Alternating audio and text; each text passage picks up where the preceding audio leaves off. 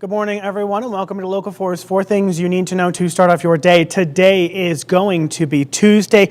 It is March 3rd, 2026. My name is Ian Mason. Let's go ahead and jump into some news. Again, our first two stories do not have any video today, just because of the way the world works around us, but we're going to go ahead and talk about those anyway. First, the conflict in Iran continuing this morning. We had a press conference from Secretary Hegseth yesterday where he talked about how this isn't about regime change. We also have Marco Rubio coming out and saying last night that this was basically a preemptive strike in order to avoid retaliation. Let me go ahead and pull up his quote right here.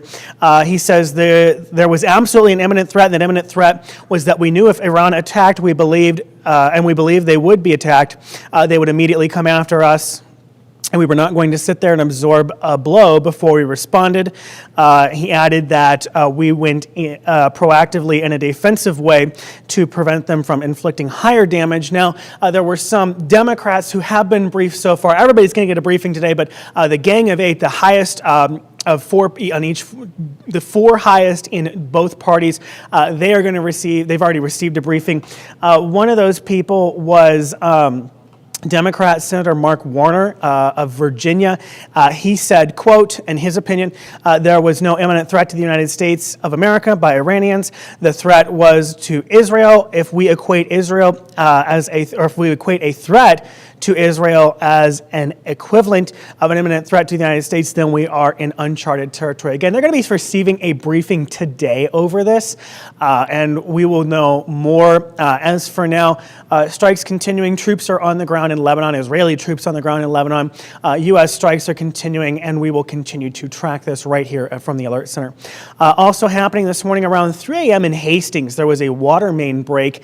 That water main break, we don't quite know what happened, but according to the Public Information Manager, Tony Herman, the city saw a big drop-off of water pressure near, I believe it was Baltimore and 13th Street.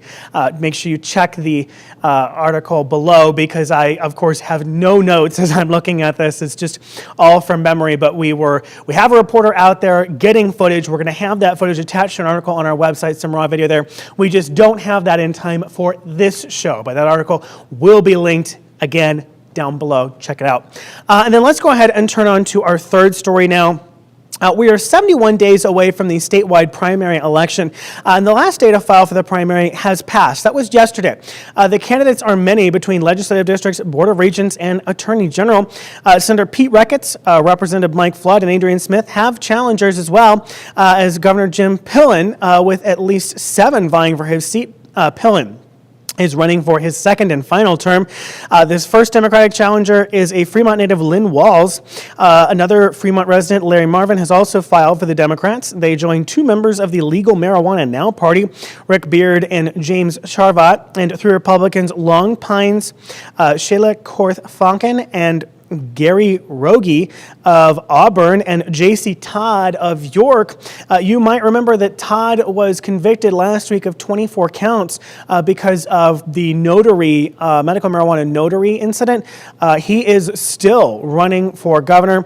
He told reporters Monday afternoon he's feeling good about the outcome of his appeal, adding that he does not expect a pardon, but if he doesn't get a pardon, he says that the Attorney General and Governor Pillen need to explain to Nebraskans why Pillen's no-bid contract wasn't criminal, but his paperwork mishap was.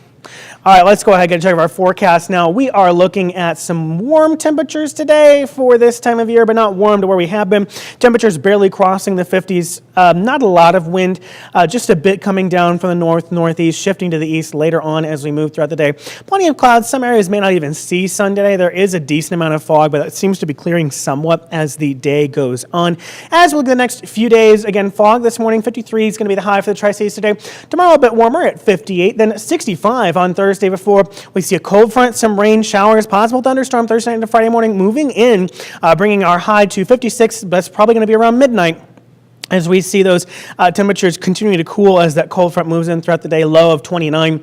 The next morning, Saturday morning, high of 56 before we are back into the 70s. We have to spring forward Saturday night into Sunday morning, but we at least are back into the 70s for this weekend and Monday, though we are looking at some chances of snow next week. So, of course, Mother Nature is fickle. As always. That'll do it for me. Thanks for watching. We'll see you right back here for the next streaming show. That is at 11:30. Until then, have a great one.